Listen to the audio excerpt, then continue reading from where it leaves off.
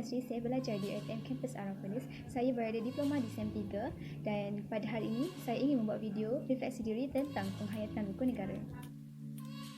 Seperti yang kita tahu, rukun negara telah diisytiharkan pada tanggal 31 Ogos 1970 oleh Yang di-Pertua Agong yang keempat iaitu Almarhum Tuanku Ismail Nasiruddin Shah sempena ulang tahun ke-13 Merdeka di negara kita 1969 yang telah melemahkan perpaduan kaum di Malaysia. Secara ringkasnya, rukun negara ini dibentuk dalam usaha untuk mewujudkan perpaduan yang kukuh di kalangan masyarakat yang berbilang bangsa dan kaum. Ini kerana susulan peristiwa 13 Mei. Prinsip yang dalam rukun negara ini jelas kelihatan kunci keharmonian dan perpaduan kaum demi kestabilan Malaysia. Tujuan untuk menyemai nilai-nilai murni dalam kalangan masyarakat Malaysia seperti nilai keagamaan, kesetiaan dan kepatuhan kepada raja dan negara, kepatuhan kepada perlembagaan dan undang-undang dan serta masyarakat yang sopan dan bertata susila. Tapi sayangnya dalam kalangan masyarakat Malaysia ini tak semua orang dapat menghayati rukun negara tersebut. Terdapat pelbagai karakter dan peranan yang boleh diambil untuk membantu kalangan masyarakat di Malaysia ini dapat menghayati rukun negara. Atau peranan yang pertama secara meluas kita dapat tengok ialah peranan kerajaan.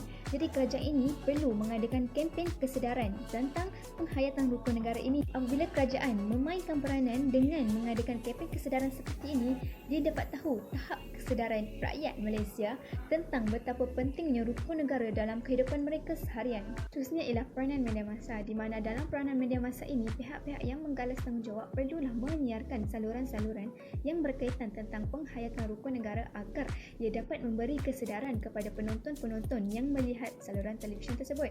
Tiga ialah peranan pendidikan. Kenapa saya cakap peranan pendidikan? Kerana pelajar-pelajar yang pergi ke sekolah dia akan lebih terpengaruh dengan kawasan persekitarannya. Oleh itu guru-guru perlulah menggalas tanggungjawab yang besar untuk mendidik dan membimbing para pelajar di sekolah. Para guru menggalas tanggungjawab ini, para pelajar dapat memahami dan lebih menghayati rukun negara serta dapat menghormati rukun negara tersebut.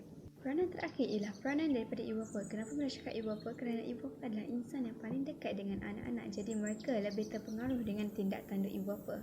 Jadi ibu bapa perlulah menggalas tanggungjawab yang besar untuk memberi contoh yang terbaik untuk anak-anak tentang rukun negara dan macam mana cara penghayatan rukun negara yang sepatutnya. Ibu bapa boleh bercerita tentang cara-cara penghayatan rukun negara yang sepatutnya kepada anak-anak ataupun boleh bercerita kepada anak-anak tentang peristiwa 13 Mei, peristiwa berdarah yang pernah berlaku di Malaysia dan cerita tentang sejarah-sejarah rukun negara. Saya mengakhiri video refleksi diri tentang penghayatan rukun negara yang telah disampaikan oleh saya.